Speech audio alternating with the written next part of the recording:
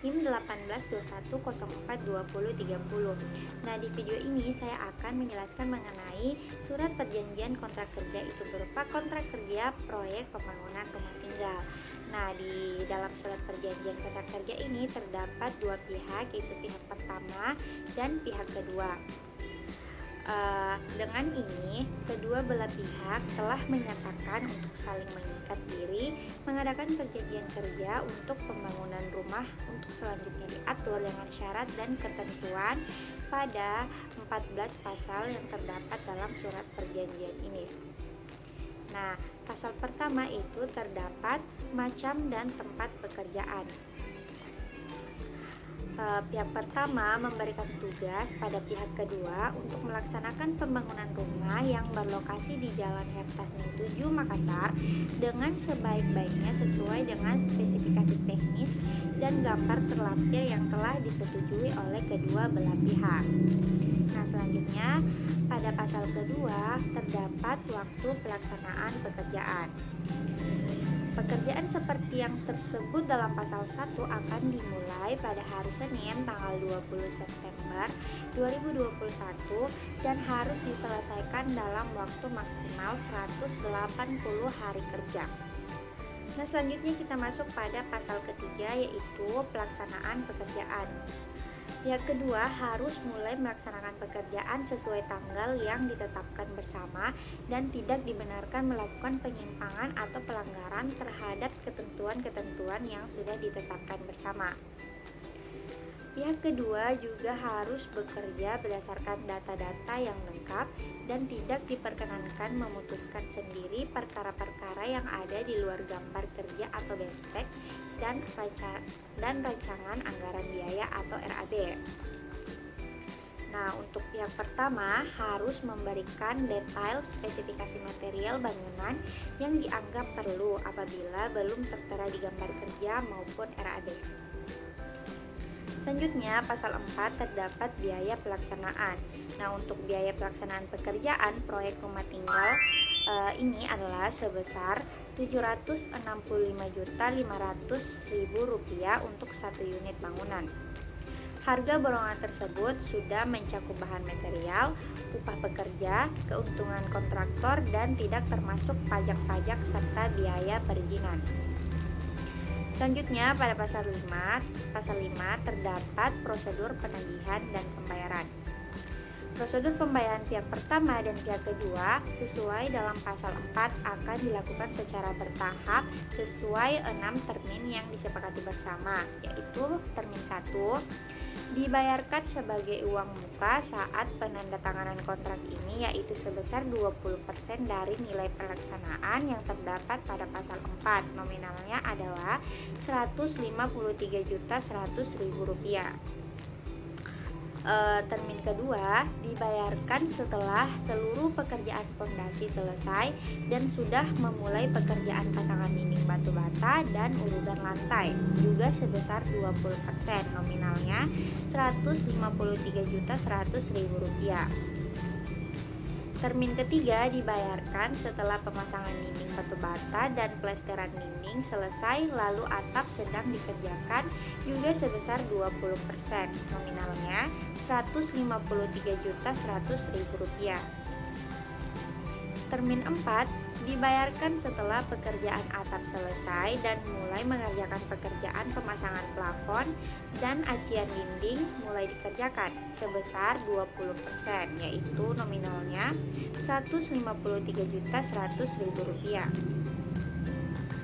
Termin kelima dibayarkan setelah pekerjaan pemasangan lantai dan pengecetan sedang dilakukan sebesar 15%, yaitu nominalnya Rp114.825.000. Dan untuk termin keenam dibayarkan pada saat seluruh pekerjaan selesai 100% setelah habis masa pemeliharaan selama 3 bulan sesuai dengan pasal 6 sebesar 5% dari nilai pekerjaan, yaitu nominalnya Rp38.275.000. Nah, selanjutnya pada pasal 6 terdapat masa pemeliharaan.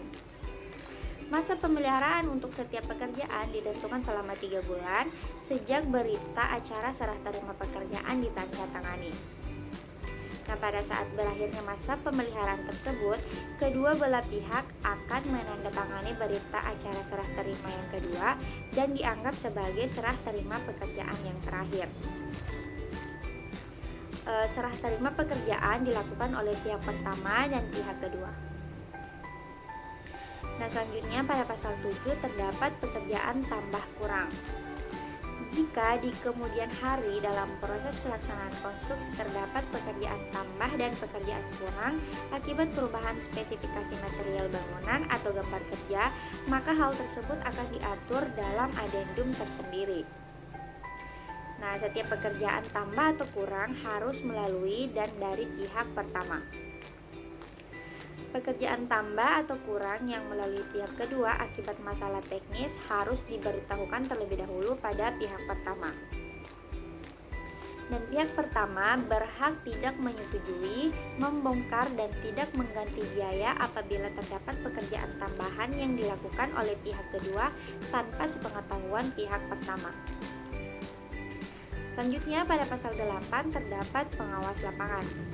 Sebagai pengawas pekerjaan akan dilakukan langsung oleh pihak pertama atau orang yang ditunjuk dan diberi kuasa oleh pihak kedua dan diberitahukan secara tertulis kepada pihak pertama. Nah, untuk pihak pertama berhak sewaktu-waktu mendatangi, mengawasi, memeriksa pekerjaan ataupun menanyakan kepada setiap pekerja lapangan, yaitu tukang atau mandor yang berhubungan dengan pekerjaan tersebut. Pihak kedua harus bersedia jika diminta mendampingi oleh pihak pertama dalam pengawasan pekerjaan di lokasi proyek. Selanjutnya pada pasal 9 terdapat subkontraktor. Keseluruhan pekerjaan merupakan tanggung jawab pihak kedua sepenuhnya. Oleh karena itu tidak diperkenankan memberikan pekerjaan tersebut kepada pihak ketiga atau orang lain di luar surat perjanjian kontrak kerja ini. Oke, selanjutnya pada pasal 10 ada force majeure. Yang dimaksud keadaan force majeure adalah berbagai keadaan yang mengganggu kelancaran pelaksanaan proyek seperti yang pertama bencana alam seperti gempa bumi, tanah longsor, angin topan, banjir, kebakaran, dan lain-lain yang bisa menyebabkan terganggunya jalannya proses konstruksi. Nah, yang kedua, terdapat kebijaksanaan pemerintah di bidang moneter atau devaluasi atau kenaikan harga BBM yang mengakibatkan proyek tersebut terganggu secara teknis maupun anggaran biaya. Yang ketiga, peperangan atau huru-hara yang mengakibatkan proyek tidak bisa dilanjutkan. Pihak kedua harus memberitahukan pada pihak pertama tentang gangguan yang dimaksud, beserta kendala dan akibat yang ditimbulkan paling lambat 2 kali 24 jam terhitung sejak peristiwa tersebut terjadi. Jika tidak, maka akan dianggap tidak terjadi force majeure. Jika terjadi force majeure, maka pihak kedua harus memberikan itikat baik mengenai kelanjutan proyek.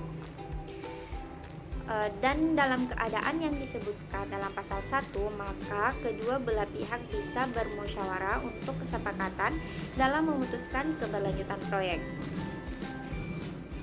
Selanjutnya pada pasal 11 terdapat sanksi-sanksi. Pertama, apabila pihak kedua tidak sanggup memenuhi kesepakatan yang tercantum pada pasal 2, yaitu waktu pelaksanaan melebihi waktu yang disepakati bersama, yaitu 180 hari kerja, maka pihak pertama berhak mengklaim 1% dari nilai kontrak untuk setiap hari keterlambatan. Yang kedua, keterlambatan pelaksanaan proyek dapat ditolerir apabila terjadi force majeure sesuai pada pasal 10 ayat 1.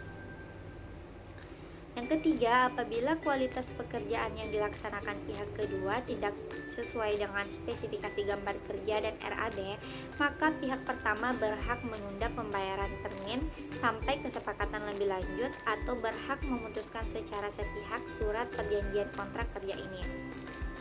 Selanjutnya, apabila pihak pertama lalai atau terlambat membayar termin kepada pihak kedua atas pekerjaan yang sesuai prosedur yang benar, maka pihak kedua berhak secara sepihak menghentikan jalannya proyek dengan sepengetahuan pihak pertama secara tertulis sampai batas waktu yang ditentukan.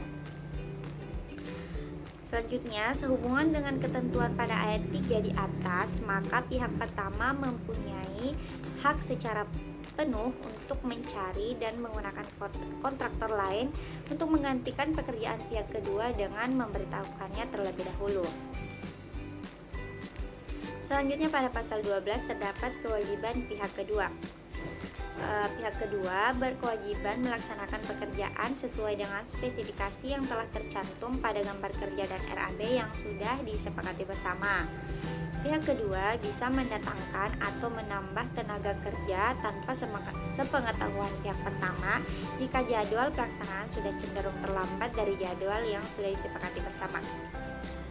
Nah, untuk pasal 13 terdapat perselisihan. Jika dalam menjalankan surat perjanjian kontrak kerja ini terdapat perselisihan atau perbedaan pendapat, maka kedua belah pihak akan menempuh jalan musyawarah mufakat. Dan apabila tidak tercapai, maka dapat dilimpahkan ke instansi yang berwenang. Nah, selanjutnya pada pasal 14 yaitu penutup. Jika terdapat hal-hal penting yang belum diatur dalam surat perjanjian kontrak kerja ini, maka kedua belah pihak secara mufakat akan menetapkan kemudian hari. Dan demikian surat perjanjian kontrak kerja ini dibuat dengan rangkap 2, bermaterai dan ditandatangani untuk masing-masing pihak dan merupakan surat perjanjian yang mengikat dan sah di mata hukum.